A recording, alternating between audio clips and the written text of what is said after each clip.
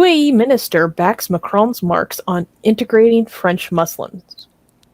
In the United Arab Emirates, Anwar Gargash, a prominent minister in the United Arab Emirates, or UAE, called on Muslims to accept French President Emmanuel Macron's stance on integration into Western societies. Quote, Muslims have to listen carefully to what Macron said in his speech. He doesn't want to isolate Muslims in the West, and he is totally right. The Minister of State for Foreign Affairs stated in an interview with the German newspaper Die Welt. He staunchly rejected accusations that Macron seeks to exclude Muslims living in France. He added that Muslims, quote, need to be integrated in a better way in Western nations, and, quote, the French state has the right to search for ways to achieve this in parallel with combating extremism and societal closure, end quote.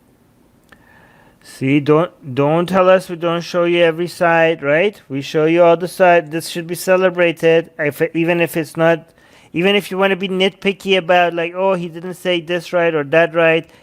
I don't care. This is what we need right now. This is the news that we need right now, okay? I don't care if the guy is Muslim, Islamic country. Nope, okay? If you see a response that we want, you reward it by highlighting it and you congratulate it, okay? I'm pretty sure this guy is going to take a major backlash from the Islamic world for even suggesting this. Like this guy, this guy. I mean, a lot of Muslims already think that the UAE is like not like satanic or something, and like not satanic.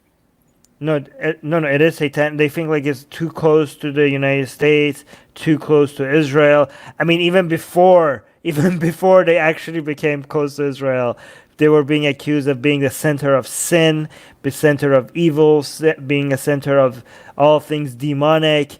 And they laughed at people who considered the UAE to be Islamic, but now with these with the deals that they're doing with Israel and now defending Macron, like people like Muslims will be like a lot of Muslims around the world will be outraged. Susanna, you have your hand up. And after that, Rivka. I completely agree.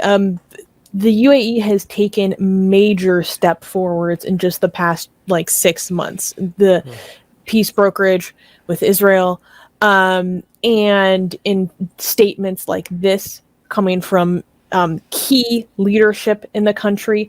In fact, today there was the announcement there are several massive, I don't want to use the word reformation laws, but several massive laws that curtail and or completely abolish certain Islamic laws in the country. So I think we'll be covering that next week because that just happened today, including unmarried couples being able to live together.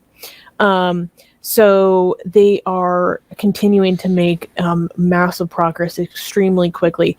However, I will not be satisfied until apostasy is no longer illegal in the UAE, where currently it is punishable by 3 years imprisonment or even the death penalty. So, I was just going to comment two things. One, absolutely, this should be commended that he is standing up for expression to the degree that he's saying Macron absolutely has the right to say these things, and also that he's defending him and that he's echoing these sentiments. Fantastic. Definitely should be commending and standing behind him, despite the other things that we may or may not like about how the country's run. This is one aspect we can definitely get behind. And then I just wanted to comment on what you said, Armin, about people being so anti-UAE. I was reading about this on Morocco World News and some other Moroccan newspapers, and the comments were divided between defending France and just talking the most absolute horrific smack about UAE. and how horrible they are and how terrible they are, and the Zionist thing, and they're in the Americans' pocket, and just it was on and on and on. And I found it really interesting among these groups of Muslims that either had this, for the most part, of course, either defending France or saying just get over it, it's okay, he can say these things, or just how terrible UAE was. So yeah, there was a lot of smack talking about them. Okay, let me actually highlight the comments here. And to clarify what I was saying earlier, so they relaxed Islamic laws in favor of personal freedoms. That's what I was trying to say. But we'll cover that in detail next week. So Esther is saying, take care of your neck, man. So I think they're addressing to the fact that this guy is going to get a lot of backlash.